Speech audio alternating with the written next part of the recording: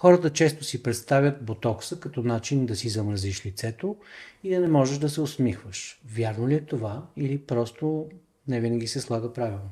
Точно така, не винаги се слага правилно. Когато процедурата се извърши от квалифициран лекар и съответно се спазят абсолютно всички условия, нямаме този замразен поглед на лицето, както нямаме и странични ефекти. Идеята на ботоксът е да намали самата мимика, съответно ние да изглеждаме напълно естествено, но с по-младежки вид. Когато е качествен продуктът и когато е направен от квалифициран лекар, не би трябвало да си личи. Добре, а каква е разликата между Бокутюр и стандартния ботокс?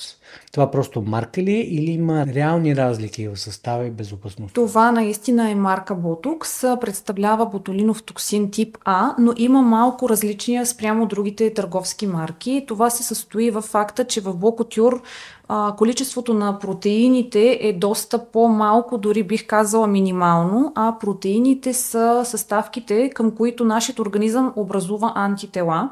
Съответно, колкото по-малко са протеините, толкова по-малък е шансът за алергични реакции, както и по-малък е шансът нашият организъм да привикне към ботоксът и съответно след време няма да ни хваща, няма да имаме резултат. Тоест, Бокутюр е по-пречистен. Да, най-общо може да го кажем. ботоксът е популярен за бръчки на челото и около очите, но наистина ли помага за проблеми като скърцане с зъби? Това наистина е забележително. Ботоксът по принцип се прилага в трите обичайни зони. Това е гневна бръчка, чело и бръчки тип пачи крак, но все по-често се прилага, например, като индикация при бруксизъм. Това е скърцането с зъби.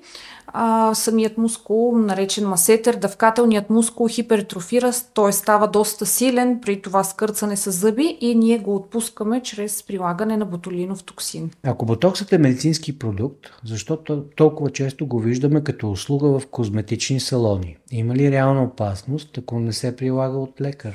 Да, има реална опасност. Ботоксът е лекарствен продукт и трябва да се прилага единствено и само от лекари в дерматологични клиники.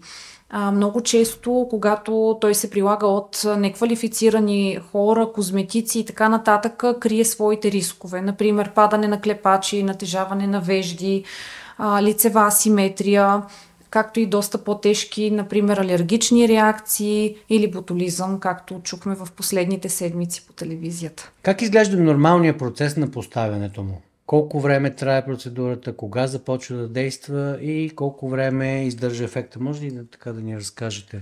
Процедурата е доста кратичка, безболезнена, горе-долу отнема около 10-15 минутки, но след това пациента трябва да спазва условия много стриктно, 4 часа да не ляга, да не се навежда, не трябва да спортува в близките дни, не трябва да посещава парна баня, солариум и други спа терапии. Ако човек веднъж започне с ботокс, трябва ли да го поставя постоянно? Вярно ли е, че ако спреш, бръчките стават по-лоши? Не, това не е вярно категорично, това е мит, който много често четем в интернет пространството. Това не е вярно. Ако спрем да поставяме ботокс, дори напротив, бръчките няма да бъдат толкова дълбоки, колкото преди поставянето му. Тоест не е задължително, като започнем да поставяме ботокс, да продължиме за цял живот. Разбирам. Какво трябва да знаем, когато избираме къде да си поставим ботокс, за да сме сигурни, че ни лекува специалист, а не просто човек, който е минал кратък курс?